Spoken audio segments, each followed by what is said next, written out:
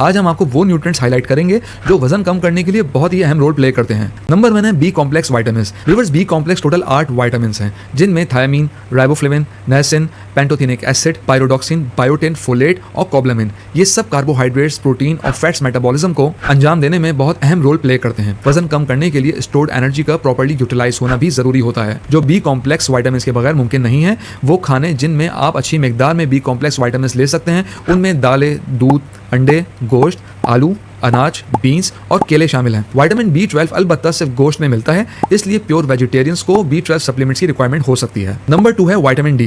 ये कुव्वत मुदाफियत को बूस्ट करता है, डिप्रेशन से बचाता है और हड्डियों के लिए इसकी अहमियत से तो आप वाकिफ हैं। साथ ये बेली फैट को भी कम करने में मदद देता है। नंबर 3 है आयरन। अगर आपको कमजोरी और थकन रहती है, चिड़चिड़ापन भी रहता है, तो एक और कॉमन डेफिशिएंसी आयरन की हो सकती है। आयरन जिस्म के तमाम सेल्स में ऑक्सीजन पहुंचाने का वाहिद जरिया है। अगर जिस्म में सही तरीके से ऑक्सीजन नहीं पहुंचेगी तो बॉडी का मेटाबॉलिज्म खराब हो जाता है, एनर्जी जनरेशन नहीं होती और वजन कम करना दुश्वार हो जाता है।